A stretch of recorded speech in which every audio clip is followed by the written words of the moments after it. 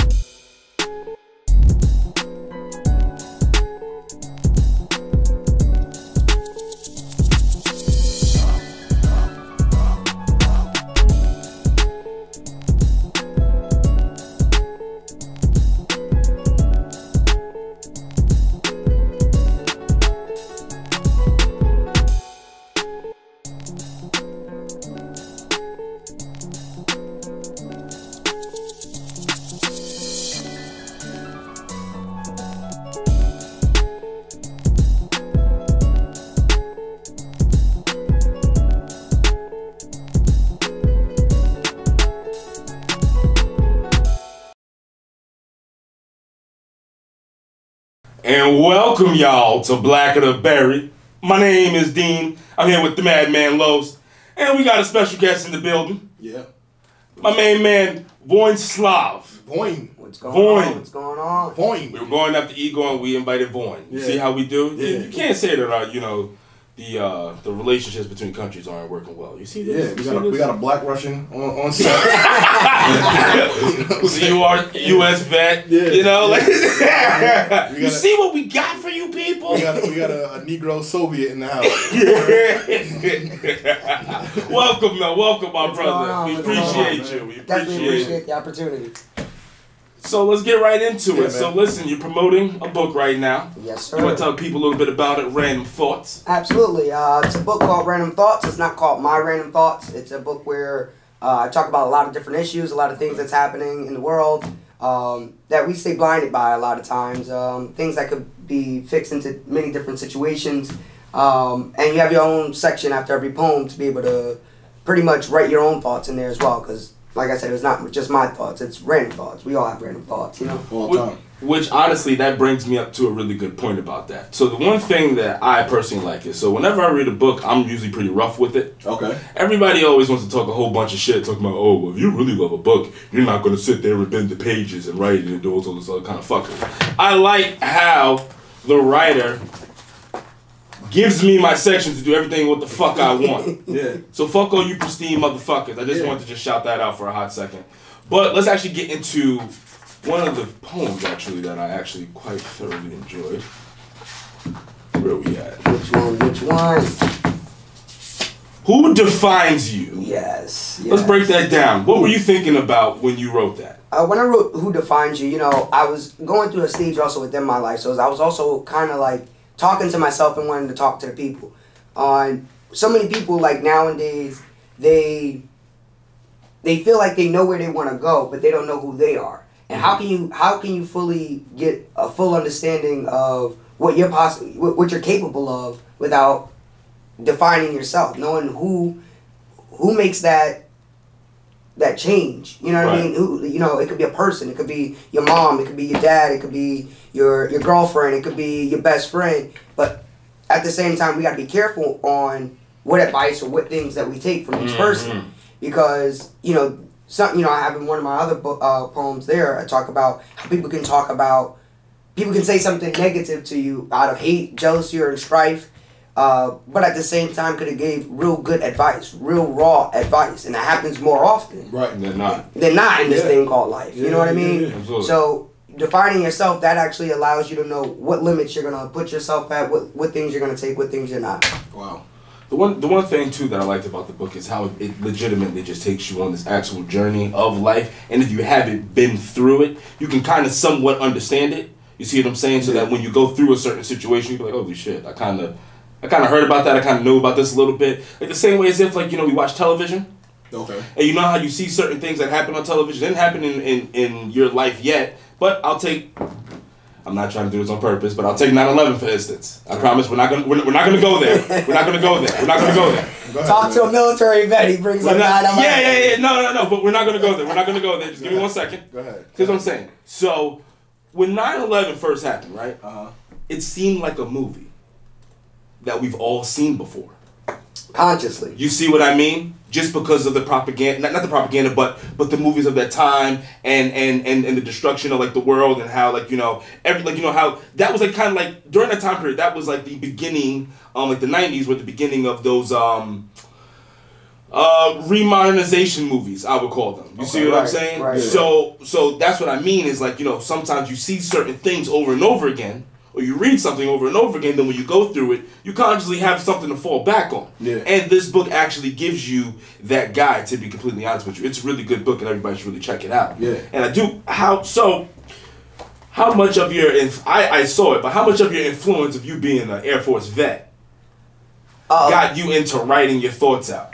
When you're traveling and you're by yourself sometimes, or you're going through things, and sometimes it's hard for you to be able to express yourself to another person. So, by having the ability to write down your feelings, because sometimes we have so much in our heads, and we try to keep it there, but we don't realize that that's part of hovering over our shoulders, the things that we got going on. Where if you write it down and you plan out, or you write down how you feel, at least it's out in the open, it's on black and white, you can feel it, you can understand it, you can start to change things so you can actually, see it, on hand. Absolutely. So I started using that to be able to express myself, addressing issues that I've seen worldwide as well. Right. I've been to a couple different countries. I've been to Tokyo. I've been to Disney World in Tokyo. Wow. I've been to Beijing. I've been to Kuala Lumpur, Malaysia. I didn't even know where that was on the map. That's where I went. I was like, I'm going there. Absolutely. But going to these places, it's a lot of things that as humans, we all are going through. So that's kind of what Random Thoughts is really about. What Voin Slovs is all about is we're all human. So we all have human being problems, where it's not solely on a race or solely on a religion or a culture or anything of that nature. It's more of, as human beings, this is what we feel. This is what we're going through. This is how we're placing things in life. Absolutely. And we got to be careful on, like I said, on the decisions we make. So I have the book broken down by different categories. It's motivation, because that's the number one thing we need to continue to do, especially as people in America. We have to be able to motivate ourselves, each other, because we're all a helping hand. Right. It's Absolutely. supposed to be the land of opportunity, the land of the free. So why don't we get it? Absolutely. So you got to be able to motivate. Then also I have love. Love play a big factor in life. If you don't have nobody to love, or somebody not loving you, it's going. The game's fucked up. Yeah. Fucked up. Then good, bad, and different. There's things that we don't have the opportunity to have. What's the word I want to use? I got to be careful with my words. I'm a warrior of words here. No, you don't. Go ahead. Yeah, we the kind of place that we just let it go. Just let it go. Let it go. It don't matter, You player. can be raw. Go ahead. Nah, so good. We encourage Go it. ahead. So good, bad, and different. There's a lot of.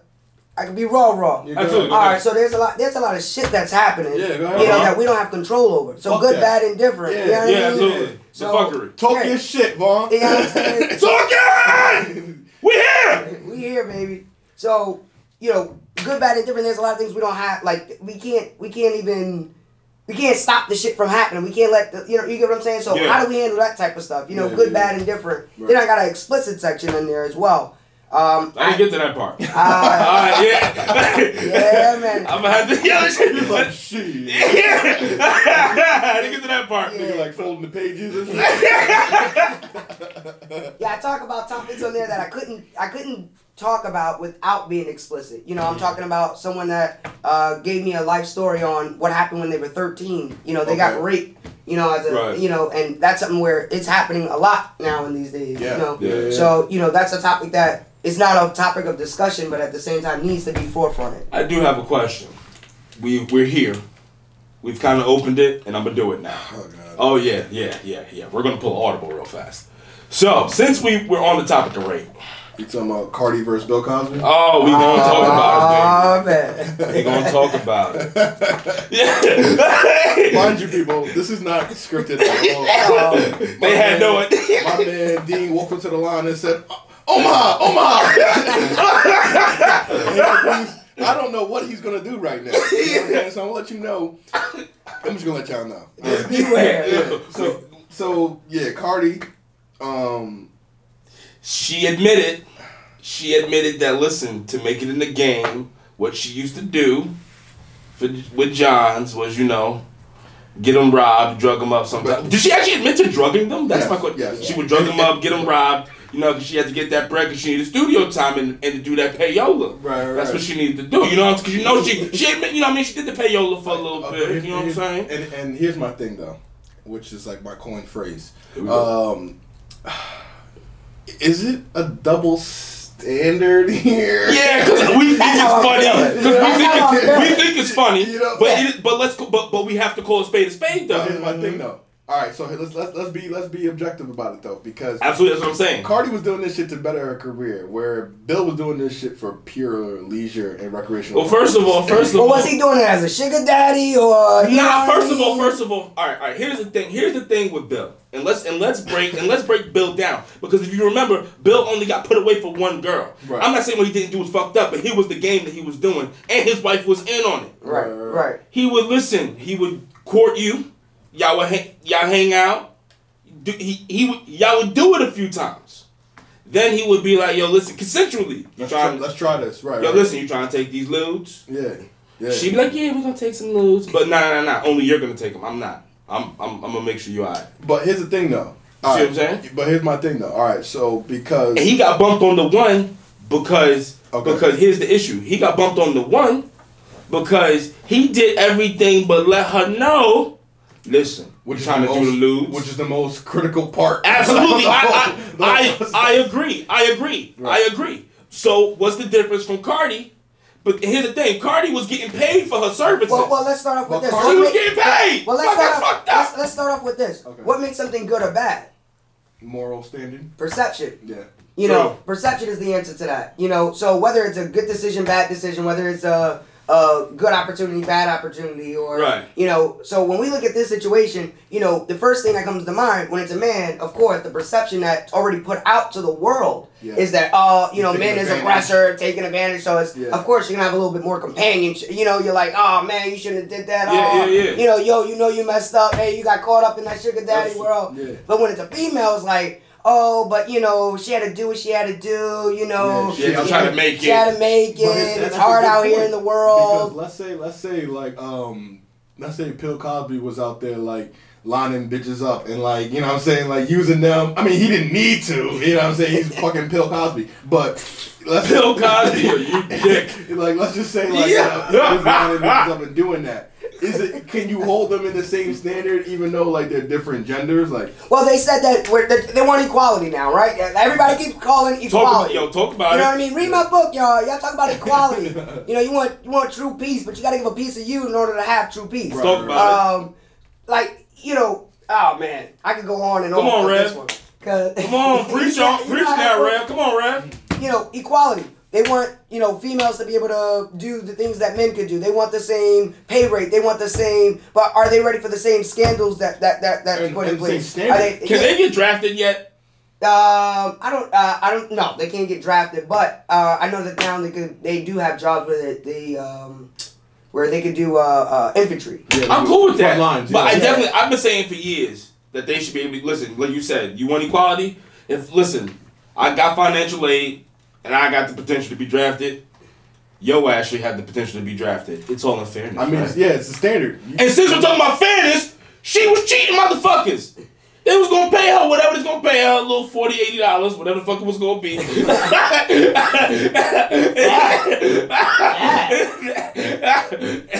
This is pre. You know what I'm saying? Yeah, but still, though. You gotta be honest. Premeditated. No, but you say it's pre-loving hip hop, but I get it. You know what I'm saying? Still, though. She was trying to make get the fuck out of here. She must have been alright when she was a stripper though. I would have worked it. She was at least $100. I don't know, man. You don't come out She of probably the hopped on the back page, Craigslist a few times. At least Something had to get paid. You know what I'm saying? She just said, fuck it, y'all get it how she lived. I don't know. All I'm trying to state is that she was just lining motherfuckers up. Yeah. But that's why you gotta be careful. Look, Capitalism. Listen, Davey said it best. You gotta watch out for those Keishas, man. Right. Watch out for those Keishas and those Cardis. You know Said Lauryn Hill said that thing. You know, she was talking to the men and the women. That You gotta watch that thing. Yeah. You know what I mean? She need to watch her time. That's true. What? I'm feeling good this morning, y'all. We here, baby. God damn it. Alright, so Voin's in the building. We got random thoughts on It's on Amazon and Barnes and Nobles. Okay, all right. So all y'all out there, you gentrified people who like to go to Starbucks and just sit there for hours, get my man's book, get it at Barnes and Nobles, sit there and read for a little bit on a nice Sunday. You ain't doing nothing anyway. Get the book, enjoy it, get to that explicit section. Absolutely. You know what Half of Brooklyn should be reading it. Okay. Get to that At least. Listen, women, I'm letting y'all know now. Y'all gonna get a little wet in the explicit section. All right, talk about it. You know what I'm saying? Drip. All right. You know what I'm saying? So we gonna take a quick break and then we gonna come back and we got a couple more things to talk about. Yeah, we got some stuff. Yeah, we gonna pay some bills. We'll be back, all right? Voin's in the building. Dean Los, it's Black of the Berry, baby. Peace. Welcome to Black of the Berry. We got Voin in the building. We got Dean in the building. I almost forgot your name for a second. I got one before. But in all seriousness, I want to take a moment of silence to celebrate life of Tech Nine, the esteemed battle rapper from Philly. You know me, I'm a huge battle rap fan. You're from the area, so yeah. Tech Nine, I just want to say rest in peace, man. Sleep in peace. He, definitely gone before it was your time. So with that being said, I want to take a moment of silence and rest in peace to Tech Nine.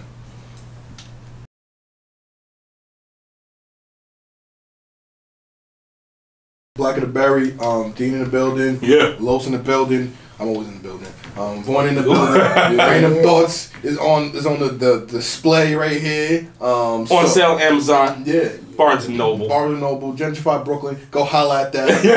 the women of the world. Go holla at that explicit section. Drip. Okay, all right. So now we want to talk about, since we got an author in the building, we want to talk about hip hop lyrics and their meanings. Oh. As we seen, and y'all know me, I'm a very, lyrical, important person. You know what I'm saying?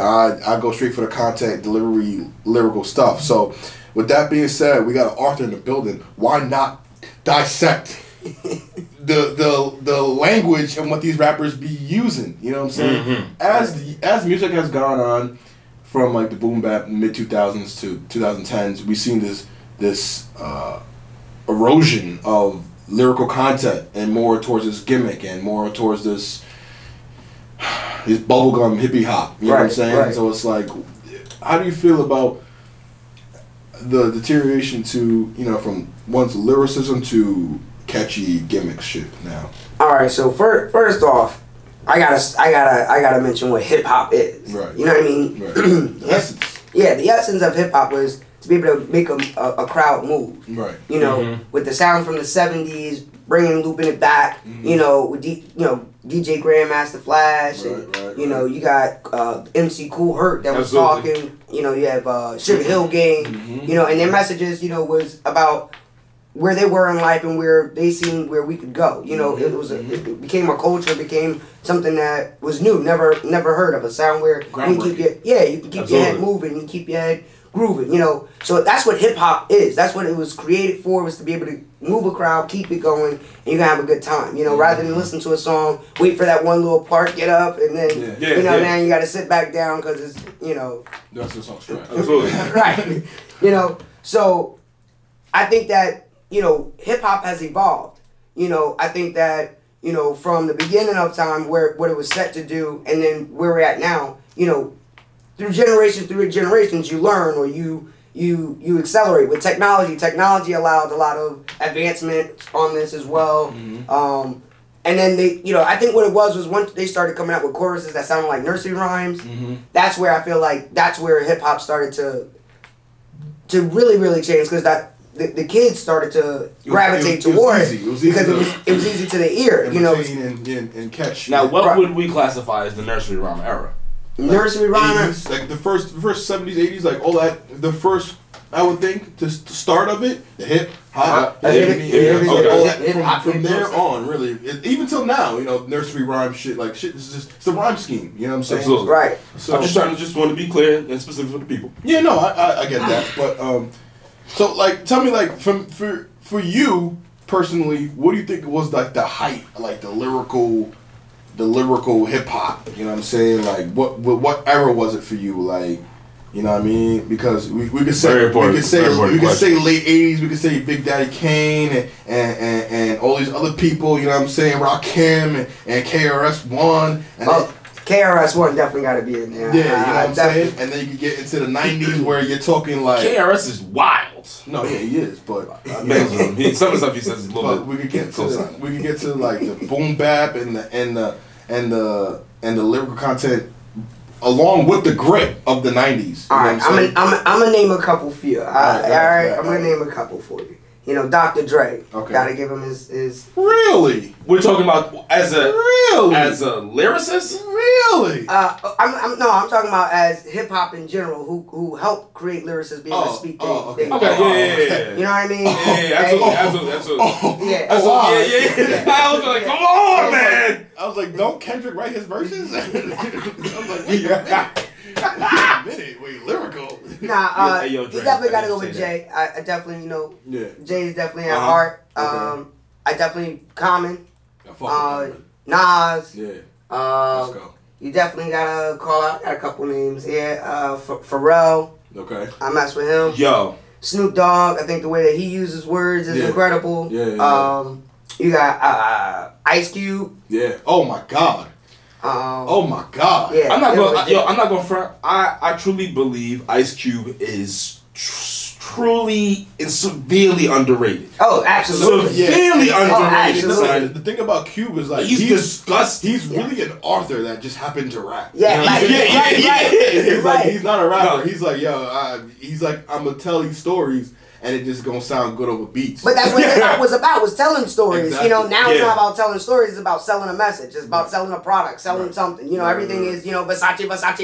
All right, I got it. You know what I mean? 100%. Yeah, you know. What's up with you with this, that, bro? Like, you keep referencing like that's the only song that he ever comes out with. Like, it's like, that shit is like 5 years old. I don't give a He's fuck. come out with other I songs. don't give a fuck. He came out with. Shouldn't have said that shit. You know what I'm saying? Like, Fuck just that. all- Fuck him. All different songs. I don't fuck with that shit. But son. my other two, though, Okay. definitely Biggie and Tupac. Oh, for sure. You know, especially Absolutely. as an author, Tupac is actually who actually got me into. That's actually one of my biggest inspirations as you know, for writing. Oh yeah. He's a Between genius. him Savant. and Langston Hughes. Wow. You know, so those are like my idols right there. You know, That was powerful. I that read his was book big. like when I was like 13, 14, and it changed my whole aspect on life. Because the things that he's talking about, and this is when you know. This is how when you know a lyricist is real. Let me break how you know how a lyricist is real. All right, talk to us. When they speak something that's so true that could last generations after you, Timeless. and is able to be relatable before Talk about the it. statement. That's how you know a lyricist is real. You know, because that message you can listen to at all times, Absolutely. at all different circumstances of life, and be able to put Apply. that apply. And that's why Pac was so influential for us '90s kids, because you could look at interviews that he's having, and he's saying shit that still hasn't even happened yet. Right. You know what I'm saying? Right. So you're like, whoa. Right. You know what I'm saying? He's telling you about shit Feels that's time. happening now. Yeah. You know what I'm saying? You know, so I agree with the whole Pac thing. You know, just for the Black of the Berry family. Who would you say is a little bit better? Like, would you put Pac ahead of Big or like? Nah, bro, from Brooklyn, bro. All right. There we go. Talking crazy. Cool. I just wanted to know. Just wanted to know. Half of Brooklyn's gentrified. Yeah. Half of Brooklyn don't even know who Tupac is. You know, so that's that. But I just wanted to clear that up. I wasn't gonna reprimand you anyway. I might have, but but let's talk about now how we kind of deteriorated from, like you said, telling the stories, telling pieces from our childhood, telling our block stories. Now it's all about the catchiness and what the allure is, which is these designers, these, you know, degrading women and all these covered cars and this lifestyle. Right. You know what I'm saying? Well, the degrading women and the lifestyle. It's always been there. That's been at the start of it. Yeah. But the lifestyle kind of changed a little bit though. Big booty house, okay. But it's just right? You know, in the 60s they use word groovy and, you know, and then like, hey yo, leave groovy out of this. You know, we ain't you know what I'm saying? Leave groovy out of this. Groovy ain't got nothing to do with nothing. Cool cat, you know what I'm saying? You know what I'm saying? You know, you see that fox over there? She's a freak out. You know what I'm saying? I wish I would go outside and tell some girl, girl, you built like your mama. They gonna look at me like, what time frame you came from? You know, what time capsule? That nigga stuck in the 60s.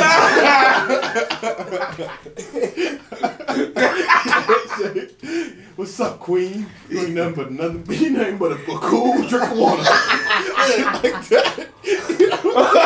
Something in the baby's bottle. Like different shit like that. Like 70s mannerisms, like shit that like pimps used to say.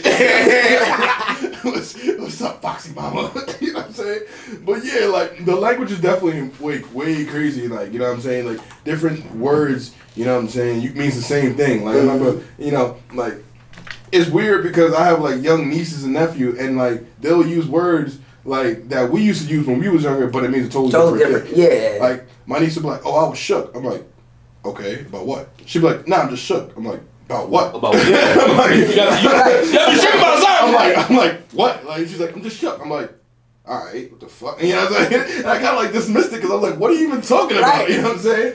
So like, it's just like you being an author. How do you feel about like the different meanings of words now? You know what I'm saying? Before we was it was like we having a good time. Now it's turn. Now it's litty. Now, you know what I'm saying? What's it gonna be in the Lituation. Right. Lituation. And then, you know, on Instagram they got all these acronyms, man. For sure. Listen, that's how I knew I started getting older. When I had to go ahead and ask my younger cousins, what does it mean right here? You know, like, oh, man. Yeah, like, you know, but that's part of evolution. You know what I mean? That's part of growth. That's part of everything that's happening. But meanings of words is always gonna change. Reason being is because we put feeling into our words. Mm-hmm. You know, so when you start putting feeling to it and you have action and associating it with it. you get yeah, exactly. Once you start associating something with it, like, you know, I took a cup and I put Voin Slovs on it. It's Voin Slovs. You know what I mean? And I keep bringing that out. Then all right, when I 20 years later, so I'm like, yo, let me get a couple of Voin Slovs. You know what I mean? Like, mind you, it meant nothing 10 years ago. You know? Right. So it's about, I think, the use of the word, why it's being used. And then also, you know, in our communities, in the black communities, we gotta, you know, we have to change up some of our words every once in a while because there's things that's happening around us where everybody don't need to be in our conversation. But I think that's with every race. But 100%. We know we gotta be careful. It's just lucky because they have another language to speak when we kind of don't. You know what I'm saying? So we switch it up, you know, with our slang and what, you know. Right, and you know, as black people, just to think about it, Code switching. You know, a lot of races have their own dialect. As black people, you know, we came from 2-3 areas and was dispersed all over. You know what I mean? Yeah. So we never really had our own language. So I think that we use the English language and try to use it to our benefit where it goes off of our vibe. Right. But it's really from our ancestors on what we, you know, so Liddy, you know what I mean? You probably, you know, that sounds to us like having a good time. I would like to say this. We did have a language, but these motherfuckers kicked it out of us. Beat it out of us. And hung it out of us. With what? And stabbed us. What they used to kind of get this out of their words, man. Not just the words, but a good book. But we'll leave that there. Yeah, we'll leave that there. We'll leave that there. So yeah, what? Let's talk about the new stage now. So it's not really so much lyricism. I mean, you have the J. Cole's, you have the Kendricks, you have the Jonah Lucases, you have the Big Sean's. Right, you gotta give them respect for sure. Absolutely. You got the Mac Millers, you got those guys that got lyrical content. Then you got the the babies, the little babies, the fucking YFN Lucci's and how do you feel about this, man? How do you feel about this new stage of rap? This shit is fucking disgusting. As a 90s baby, and I'm growing up on like politics as usual and like New York State of Mind, and then I got motherfucking like young Lil Bolt talking about God knows what. You look stressed over there, man. Talk about it. Let me help you out a little bit. Talk about it. Let's go. So, you know what I mean? Personally, I rather old school rap. You know, of course, 90s babies, you know, we want real music. That's because, like, once again, the messages, you know, things that we learned from it. You know, Pac, when he was speaking, he was teaching. When Biggie was talking, he was teaching.